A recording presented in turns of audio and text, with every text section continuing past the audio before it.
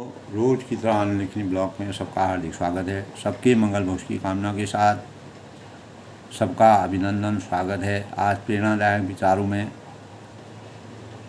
आनंद लेखनी ब्लॉग के माध्यम से दोस्तों हम अपने जीवन में यज्ञ, व्रत, तप, दान, जप, तीर्थ आदि सारी प्रक्रियाओं को करने वाले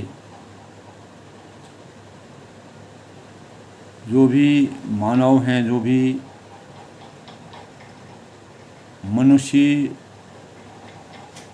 जोनी मानव आत्माएं हैं, वह लोग ये सब चीज़ें हमको दोस्तों यज्ञ है, व्रत है, तप है, दान है, जप है, तीर्थ आदि का ज्ञान हमको गुरु तत्व के बोध से प्राप्त होता है। अगर गुरु तत्व के बोध का अभाव होगा तो हम हमेशा मूढ़ और निस्तेज बने रहेंगे और हम इधर उधर विचरते रहेंगे। तो इस भटकाव, अलगाव और बिलगाव की स्थिति से बचने के लिए हम अपने जीवन को किस प्रकार से गुरु तत्व के वास्तविक ज्ञान का संचार अपने जीवन में करें। तो दोस्तों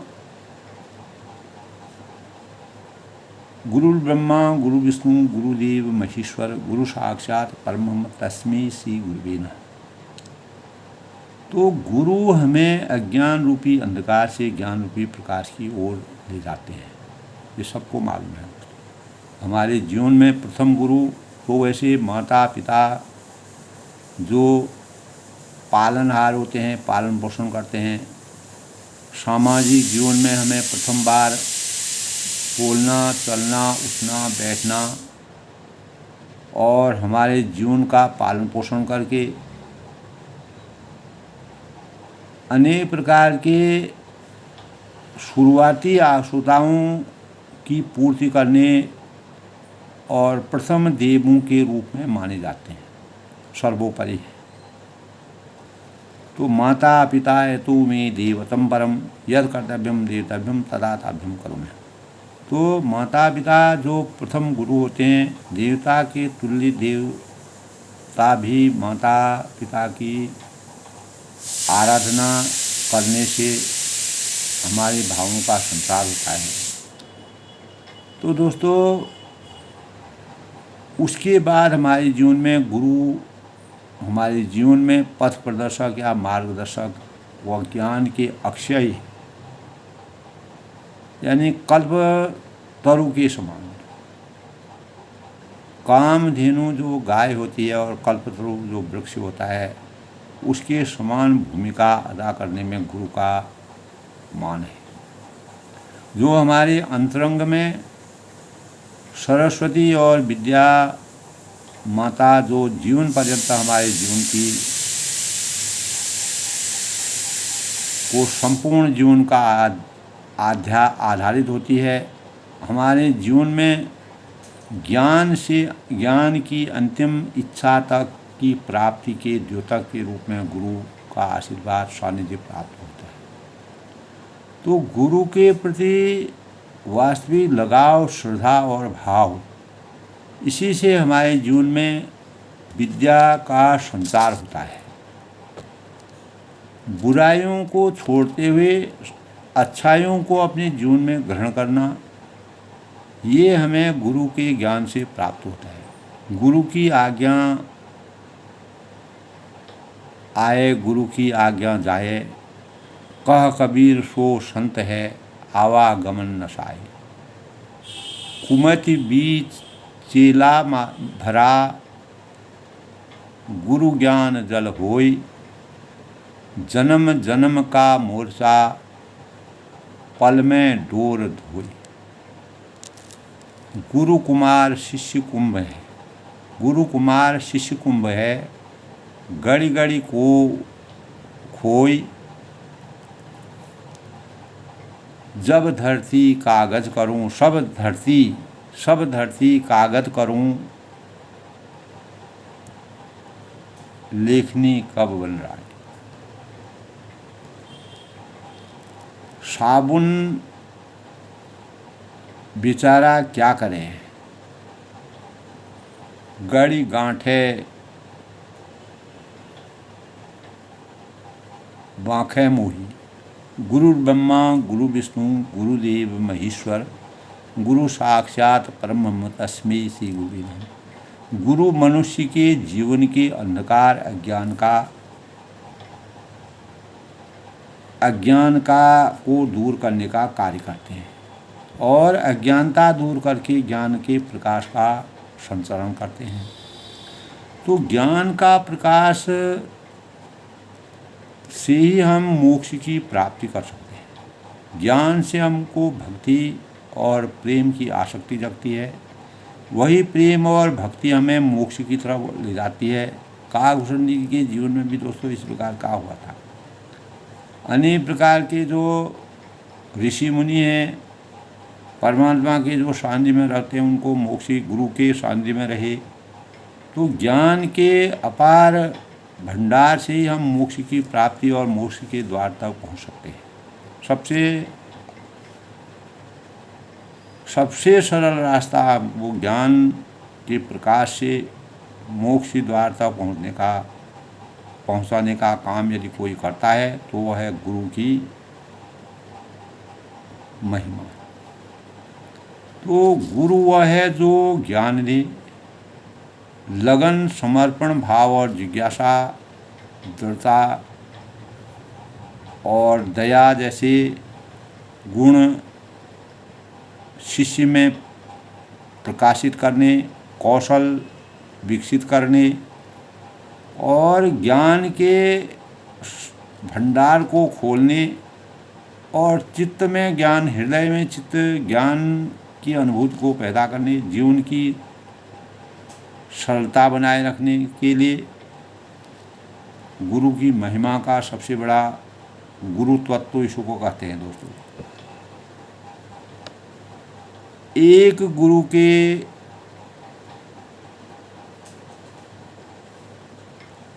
आध्यात्मिक के दृष्टि के सौजन्य से हमें आध्यात्मिक और अंतर्दृष्टि के वास्तविक भावों से हम संचित होते हैं और उनके स्वयं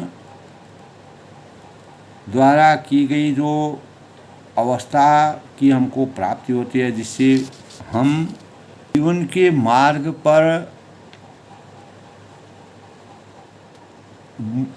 का सही अनुसरण करते हैं और दूसरों को मार्गदर्शन करने का कार्य करते हैं। तो सद्गुण और समस्त प्रकार के यानी सांसारिक लोभ, मोह, माया व भ्रम से भ्रम को दूर करने के सबसे बड़ा साधन है। हरि के रूठते गुरु के शरण, जब हरि रूठ जाते हैं यानी भगवान के रूठने पर भी हम गुरु के शरण में जाते हैं, क्योंकि गुरु हमको भगवान के प्रसन्न होने का रास्ता हमारे अंतःकरण में जगाते हैं। तो सच्चा शिष्य वही है दोस्तों जो गुरु के बताए हुए ज्ञान का सहृदय और सद्भाव से उनकी आसक्ति को उनके कार्यों के अनुसार चले, उनके मार्ग का अनुसरण करें। यदि गुरु में कोई कमी रहती है तो हम उन गुणों को त्याग कर सद्गुणों का अपने अंतःकरण में अवतरण करें। ज्ञान के आलोक से संपन्न जो सद्गुरु की महिमा होती है, उसमें प्रेरणा, मार्गदर्शन, तो जो सद्गुरु की महिमा दोस्तों हमारे जीवन में आजीवन, हमेशा के लिए हमारे जीवन में ज्ञान, प्रेरणा, मार्गदर्शन का प्रतीक के रूप में है। तो निस्वार्थ और निष्काम पारदर्शिता के भाव से अपने शिष्य के जीवन के लिए आस्थावान होकर के भक्ति मार्ग से मार्गदर्शन की प्रेरणा के स्रोत अनेक प्रकार की योग साधना और मान मर्यादा के अनुरूप शिष्य के जीवन को परिलक्षित करना गुरु सद्गुरु की सबसे बड़ी महिमा का सद्भाव है। तो गुरु ब्रह्मा इसलिए कहा है, गुरु ब्रह्मा गुरु विष्णु गुरुदेव महेश्वर गुरु साक्षात परम तस्मै श्री गुरु। तो गुरु को सभी का प्रमुख बताया गया है, क्योंकि परमात्मा तक पहुंचने का मार्ग भी हमको गुरु के द्वारा ही प्राप्त होता है। जब तक हमारे अंतःकरण में बुद्धि का संचार नहीं होगा, विद्या का संचार नहीं होगा, भक्ति के भावों का सही संज्ञान नहीं होगा, और किस प्रकार से हमको भक्ति करनी चाहिए, किस प्रकार से हमको परमात्मा में लीन होना चाहिए, हमको किस चीज़ का त्याग करना चाहिए और किस चीज़ को अपने जीवन में परिलक्षित करना चाहिए, तो तभी कहा है दोस्तों, वेदा ही गुरु देवाय विद्यते परम गुरुवे धीमहि तन्नो गुरु प्रचोदयात्। ओम परम तत्वाय नारायणाय गुरुभ्यो नमः और ओम गुरुभ्यो नमः। तो इस प्रकार दोस्तों गुरु की महिमा और सद्गुरु की प्राप्ति हमारे आत्मा के साक्षात्कार का सबसे बड़ा स्वरूप है। गुरु गीता में दोस्तों सद्गुरु कृपा की अनुभूति साधक को सम्यक समृद्ध बनाती है और साधक एक परम गुरु भगवान शिव के ये वचन बड़े अनूठे हैं, जिनमें इनको आत्मसात करके गुरु तत्व के प्रति जिज्ञासु साधकों के जीवन में गुरु के अभाव में समस्त शास्त्र एवं सारी विद्याएं अर्थहीन हो जाती हैं। और परम गुरु भगवान शिव के ये वचन बड़े अनूठे हैं, इनको अपने जीवन में आत्मसात करने के लिए गहन श्रद्धा और प्रखर विवेक की ज़रूरत होती है।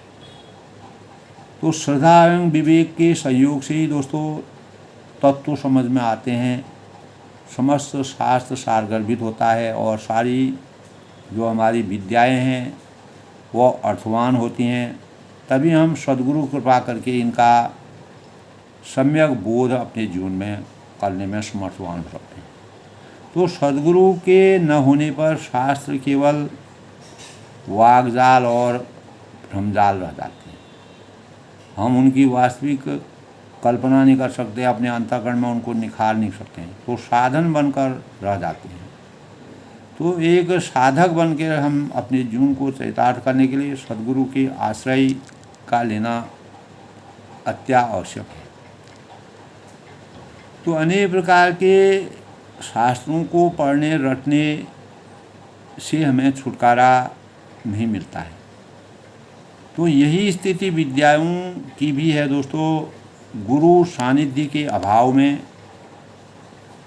कल्याणकारी विद्याएं भी अकल्याणकारी बन जाती हैं, क्योंकि वह ऐसा अनुभव सिद्ध सत्य की वास्तविकता तक हम नहीं पहुंच पाते हैं, जिसे अनेकों बार अनेकों अनुभव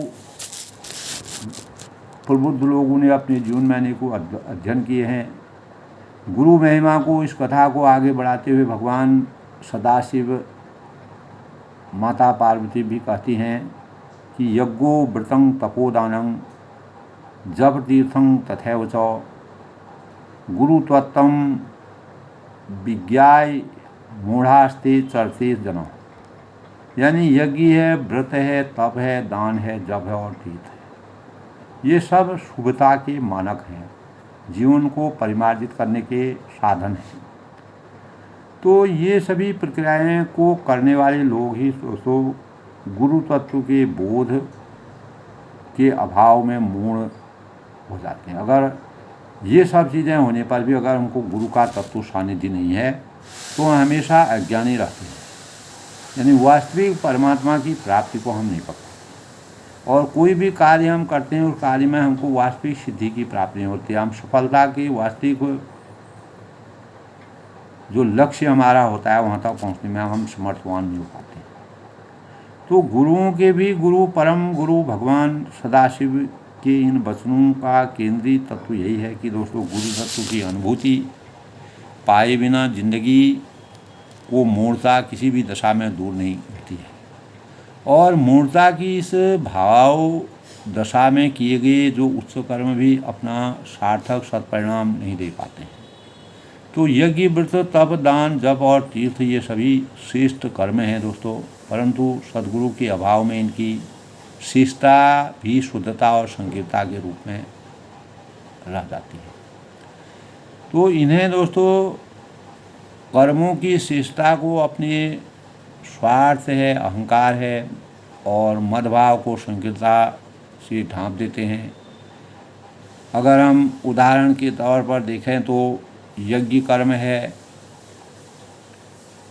इदं न मम, यानी का भाव है परिवर्तन है, यानी वह गुरु ज्ञान के अभाव में प्रायः कामनाओं की पूर्ति के लिए किया जाता है।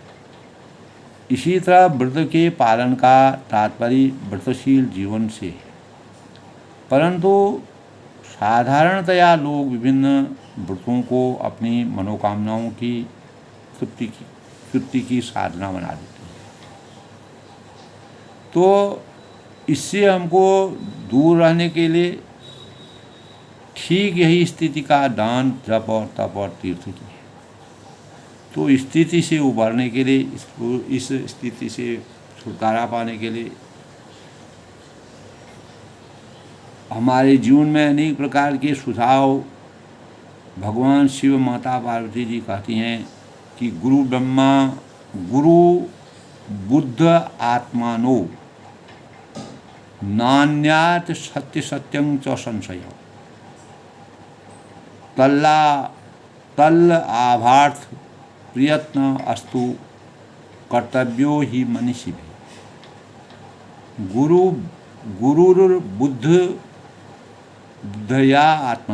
गुरुर्बुद्धया आत्मनो नान्याद सत्यं सत्यं च संशय, यानी प्रबुद्ध आत्मा जो होती है एवं सद्गुरु एक ही है, भिन्न वही है दोस्तों, भिन्न नहीं है, ये दोनों एक ही हैं। प्रबुद्ध आत्मा और सद्गुरु एक ही है। अगर जिसमें सद्गुरु का वास्तविक भाव होंगे तो वह जो है प्रबुद्ध आत्मा हो जाएगी, उसकी आत्मा पवित्र हो जाएगी, ज्ञान से संचित हो जाएगी, ज्ञान से परिपूर्ण हो जाएगी, आध्यात्म और ज्ञान का भंडार उनके जीवन में हो जाएगा। तभी उसमें कोई भिन्नता नहीं है, यानी प्रबुद्ध आत्मा और सद्गुरु की आस्था में बराबर एका भाव है।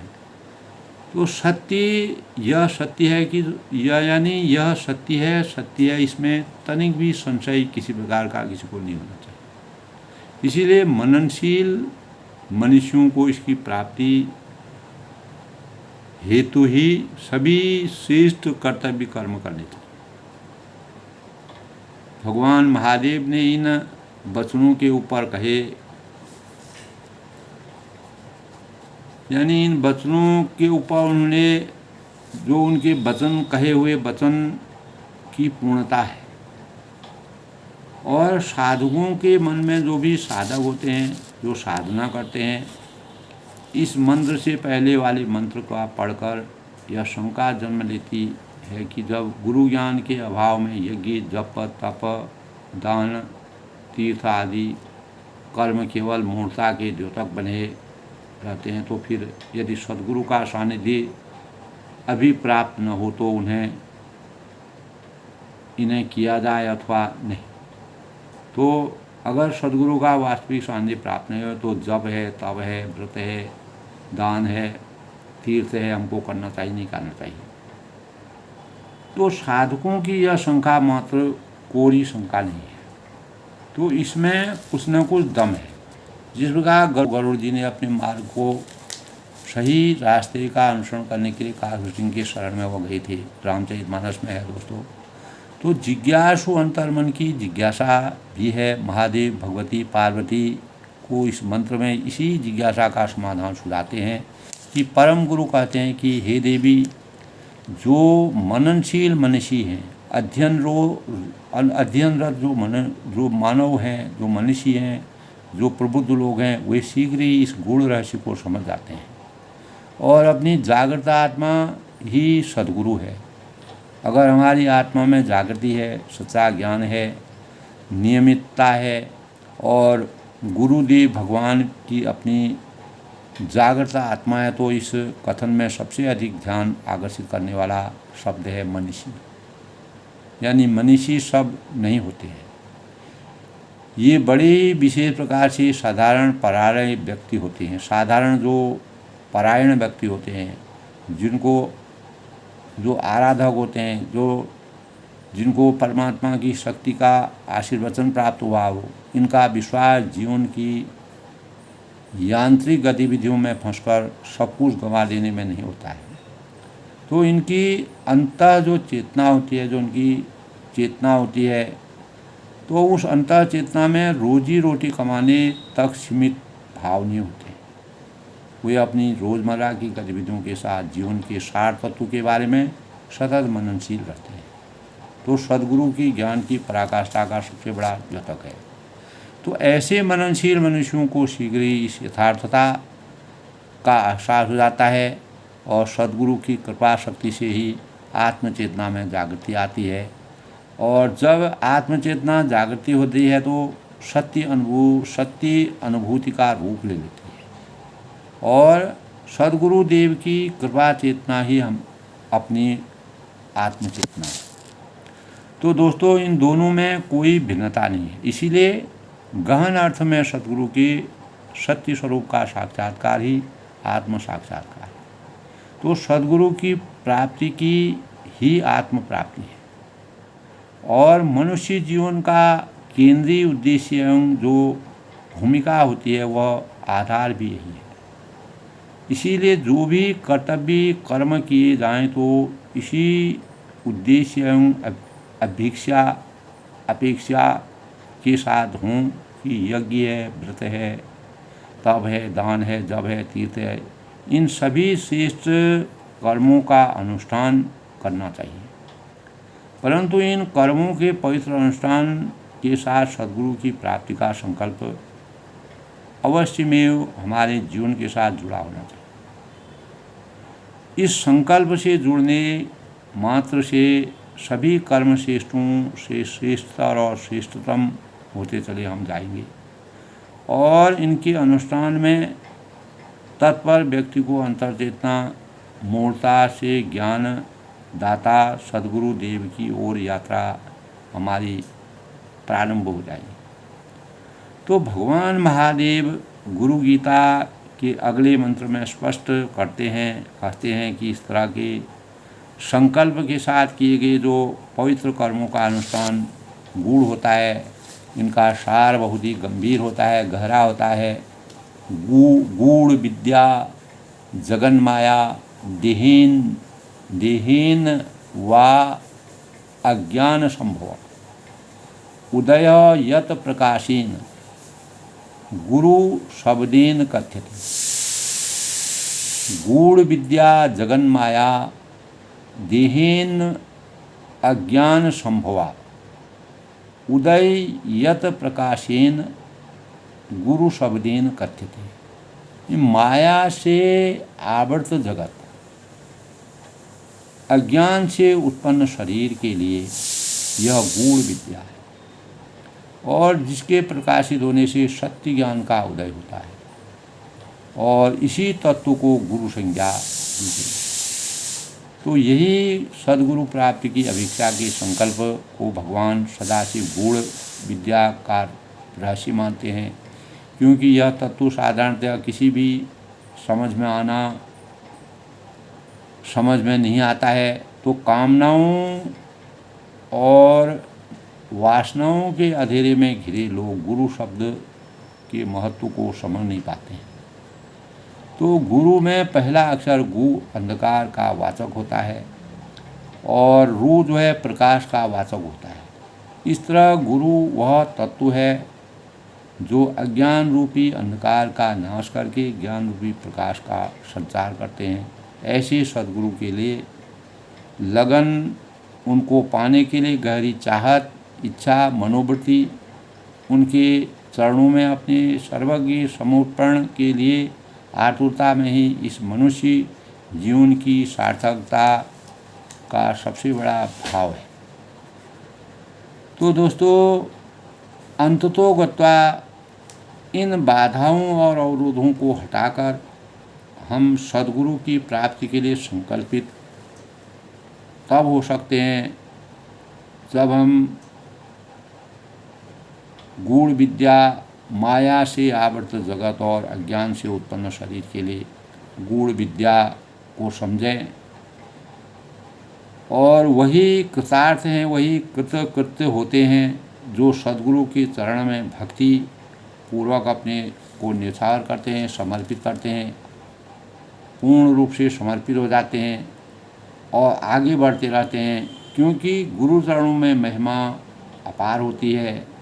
इस महिमा की कथा गाथा से हमारे जीवन में अगर हम इनका सही रूप से अपने जीवन में इनको अवतरित करें, ब्रह्ममय अपने जीवन को बनाएं, माया के दंभ के आवरण से दूर रहें और अपने जीवन में सद्गुरु प्राप्ति की अपेक्षा के संकल्प को जागृत करें और गूढ़ विद्या के अध्ययन के स्वरूप को समझें। अनेक प्रकार के कामनाओं और वासनाओं के अधेरे से हम दूर रह के अज्ञान रूपी अंधकार से ज्ञान रूपी प्रकाश का सही ढंग से अपने जीवन में उसको निखारेंगे, अपने जीवन में अवतरित करेंगे। निश्चित ही हमें गुरु तत्व की वास्तविकता का ज्ञान होगा, जिससे हम स्वयं के साथ, अपने सामाजिक परिवेश के साथ, अपने देश और विश्व के स्तर में गुरु तत्व के ज्ञान की पराकाष्ठा को आगे बढ़ाने में समर्थवान हो सकते हैं, अपने ज्ञान का संचार करने में, अपने जीवन को सार्थक बनाने में कामयाबी हासिल करते हैं। तो आज के प्रेरणादायक विषय में दोस्तों, गुरु तत्व की महिमा हमारे जीवन के लिए सबसे बड़ा वरदान है। इसे हमें अपने जीवन का आधार बनाना चाहिए और इसी से अपने जीवन को सार्थक बनाने में कामयाबी हासिल करनी चाहिए। सब लोग सुखी रहें, खुश रहें, प्रसन्न रहें।